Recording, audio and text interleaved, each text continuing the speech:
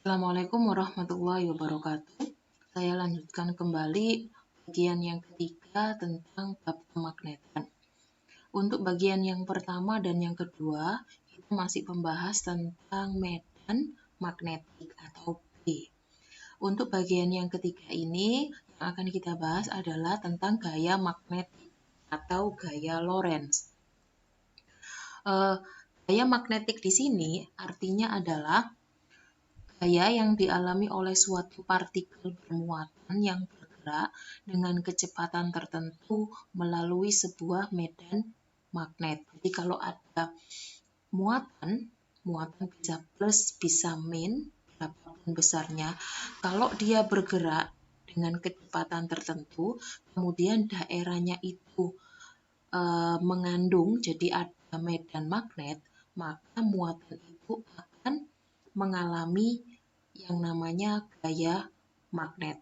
Nah, untuk bagian yang ketiga ini yang akan kita bahas ada dua macam. Yang pertama adalah gaya magnet antara dua kawat yang sejajar, kemudian gaya magnet pada muatan yang bergerak. Jadi ada dua ini saja yang akan dibahas. Gaya magnet pada kawat lurus. Jadi ini ilustrasinya. Seandainya ada sebuah magnet, ini ya magnetnya, S dan U, jadi selatan dan utara. Di antara kedua magnet ini ada sebuah kawat arus. Ya, jadi kawatnya dialiri oleh arus yang arahnya adalah ke atas. Ini adalah arah arusnya. Kita ketahui bahwa kalau seandainya ada magnet di sini selatan, kemudian di sini utara, maka arah dari medan magnetnya adalah menuju selatan. Jadi keluar dari utara, dia menuju ke selatan. Maka di sini kalau digambarkan, maka medan magnetnya arahnya ke kiri. Nah, ke kiri. Jadi arusnya ke atas, medan magnetnya arahnya ke kiri. Sehingga nanti gaya Lorentz-nya arahnya ke delta. Bagaimana cara mengetahui arahnya? Nanti kita bahas di selanjutnya. Nah, untuk menentukan berapa besar gaya magnet yang dialami oleh kawat arus ini terhadap magnet ini, nah, maka dirumuskan dengan rumus BIL sin alfa. B ini adalah besar medan magnetnya, I ini adalah arus listriknya, kemudian L itu adalah panjangnya kawat, kemudian sin alfa, alfa itu adalah sudut yang dibentuk oleh B dan I. Nah, ini. Jadi rumusnya cuma ini untuk kawat lurus. Nah, kalau kawat lurus tadi itu kita jabarkan lebih lanjut, jadi kan rumusnya BIL ya, BIL sin 90. Kenapa kok di sini 90? Kalau berdasarkan gambar ini tadi, bahwa medan magnetnya kalau seandainya B dengan I membentuk sudut 90 derajat, maka kan alfanya 90. Nah, karena alfanya 90, maka sin 90 nilainya 1. Sedangkan kita tahu sendiri dari pembahasan di bagian yang pertama, bahwa B itu kan rumusnya mu 0 I dibagi 2PA. Jadi ini cuma penjabaran saja. Sehingga kalau dijabarkan akan menghasilkan rumus yang ini. Nah, ini rumus yang terakhir ini adalah rumus gaya listrik, gaya magnet pada kawat lurus. Ini saya ganti menjadi K, karena ini lebih gampang saja, karena itu nanti bentuknya adalah sebuah konstanta. Jadi ini mu 0 dibagi 2Pi, itu nilainya, nah ini salah ya, I yang kecil ini enggak ada, I yang kecil ini enggak ada, hilang. Bukan hilang, tapi salah. Atau ini sebentar saya ganti aja langsung. Jadi ini hilang sebenarnya. Oke. Nah, 2 mu 0 per 2Pi itu saya anggap sebagai konstanta.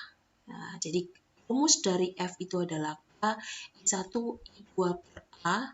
A itu adalah jarak antara kedua kawat, kemudian dikali L itu adalah panjangnya kawat. Nah, rumusnya jadi seperti ini.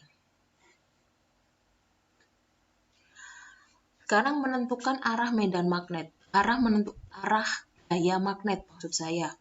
sama seperti medan magnet menggunakan kaidah tangan kanan.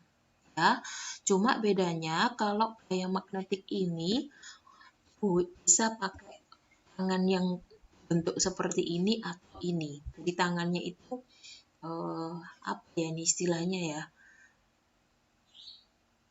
seperti lentang gitu ya tangannya ya. Jadi ini arahnya. Kalau saya lebih suka pakai yang ini karena ini agak susah membentuk jari-jarinya itu seperti ini. Ini harus lurus ke sana, ini harus lurus ke sana. Kemudian yang jari tengah ini juga harus lurus. Jadi lebih gampang kalau pakai kaidah tangan kanan. Arahnya seperti ini. Jempol itu menunjukkan arah I. Empat jari yang lain ini menunjukkan arah B.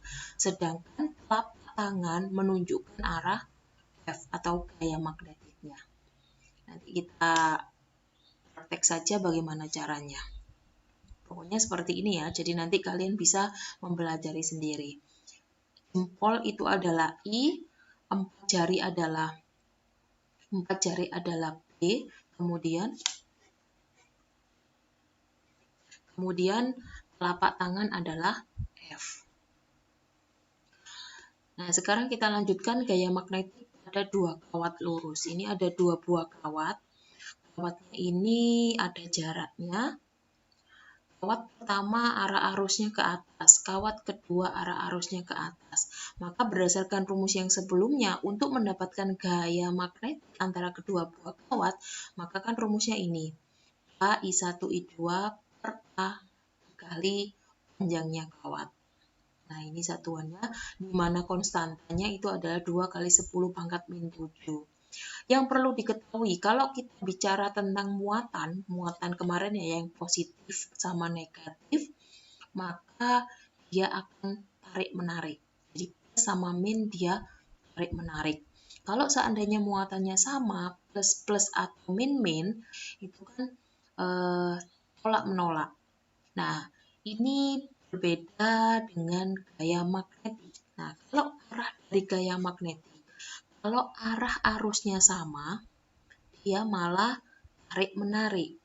Kalau arahnya berbeda, jadi ini kayak gini ya, contoh yang kedua ini, kawat pertama ini arahnya ke atas, kawat kedua arusnya ke bawah. Karena ini ke atas dan ini ke bawah dan berbeda, maka gayanya adalah tolak-menolak. Jadi kebalikannya muatan yang kemarin. Untuk soal yang pertama, perhatikan gambar berikut, ada dua buah kawat yang arah arusnya sama-sama ke atas. Kemudian jarak kedua kawat adalah 2 cm, besar arus keduanya adalah 10 ampere, maka tentukan besar dan gaya magnet kawat tersebut. Jadi nyari F-nya. Berdasarkan rumus, F itu sama dengan ini. Nah, ini karena kita tidak diketahui panjangnya, maka L ini saya taruh di sini. Di F dibagi L. Setelah itu tinggal dihitung seperti biasa, dapatkan 1 kali 10 pangkat min 3 Newton per meter. Kenapa kok per meter? Karena di sini per L. L itu adalah panjang. Jadi ini adalah besar gaya magnetnya. Nah, sekarang apakah arahnya? Karena arusnya ini searah sama-sama ke atas, maka gaya magnetiknya adalah tarik-menarik. Sekarang yang kedua, gaya magnet untuk muatan yang bergerak. Nah, ilustrasinya seperti ini. Jadi kalau di sekitar sini, di sekitar gambar ini ada sebuah medan magnet. Ada sebuah medan magnet, simbolnya adalah B. Kemudian ada sebuah muatan positif, misalkan seperti ini ya. Geraknya ke sana, maka dia akan jadi muter di sebelah sini. Jadi dia akan melingkar, jadi dipengaruhi oleh P. Maka mencari gaya magnetnya bisa dituliskan dengan B V sin alfa, di mana V itu adalah muatannya ini, kemudian V itu adalah kecepatan bergeraknya muatan. Jadi rumusnya cuma ini saja. Untuk menentukan arahnya hampir sama seperti sebelumnya, mirip ya, cuma kemarin yang sebelumnya itu kan jempol itu menunjukkan arah arus. Tapi kalau untuk muatan yang bergerak, maka jempol itu menunjukkan kecepatan, arah dari kecepatan. Untuk 4 jari yang lain sama menunjukkan arah B, kemudian telapak tangan menunjukkan arah F. Ini contohnya misalkan seperti ini. Ini ada sebuah muatan. Muatannya bergerak ke kiri, maka jempolnya ke kiri. Nah, kalian praktekkan jempolnya jempolnya ke kiri karena dia bergerak ke kiri. Kemudian cross ini adalah tandanya B, berarti dia menjauhi. Nah, maka dapat dikatakan bahwa F-nya arahnya ke bawah. Seperti itu. Kalau ini maksudnya apa? Berarti ini maksudnya adalah kalau muatannya dia bergerak ke bawah. Muatannya bergerak ke bawah, maka kalau secara arah jempolnya mengarah ke bawah. Kemudian 4 jari yang lain tetap arahnya cross, maka nanti F-nya arahnya ke kanan. Nah, gaya magnetik ini karena kalau diperhatikan ini kan bergeraknya akhirnya melingkar ya. Karena bergeraknya melingkar, maka kita bisa menghitung jari-jari lintasannya berbentuk lingkaran. Maka kita bisa menggunakan rumusnya gaya Lorentz tadi, merupakan gaya sentripetal. Nah, ini gaya sentripetal ini adalah gaya untuk gerak melingkar. Gini, PV sama dengan MV kuadrat RR itu adalah jari-jari lintasannya. Hingga dikonversi jadinya seperti ini, maka didapatkan mencari jari-jari dari lintasan sama dengan M itu adalah massa muatan, dikali V per P dikalikan I. Untuk soal yang pertama, partikel muatan positif 0,4 kolom bergerak dengan kecepatan 4 meter per second dalam induksi magnet homogen yang besarnya Wb per meter kuadrat atau Weber atau Tesla. Apabila gerak partikel bergerak sejajar dengan arah vektor induksi magnetik, maka besar gaya yang dialami oleh muatan partikel adalah, dari contoh soal yang pertama ini dapat diketahui bahwa muatannya 0,4 kolom, kemudian kecepatannya 4 meter per second, kemudian induksi magnetiknya adalah 10. Maka F-nya adalah tinggal dicari rumusnya seperti ini. Karena di sini tidak diketahui alfanya atau sudutnya berapa, maka dianggap 90 derajat.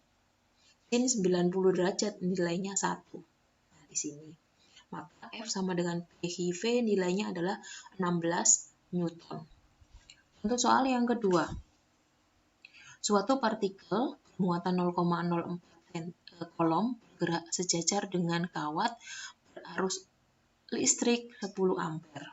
Jika jarak partikel kawat 5 cm, laju partikelnya 5 meter per second, maka gaya partikelnya adalah, dari soal yang kedua dapat diketahui bahwa I-nya 0,04 kolom, V atau kecepatannya adalah 5 meter per second, kemudian arusnya adalah 10 ampere, kemudian jarak partikel ke kawatnya 5 cm atau 0,05 meter.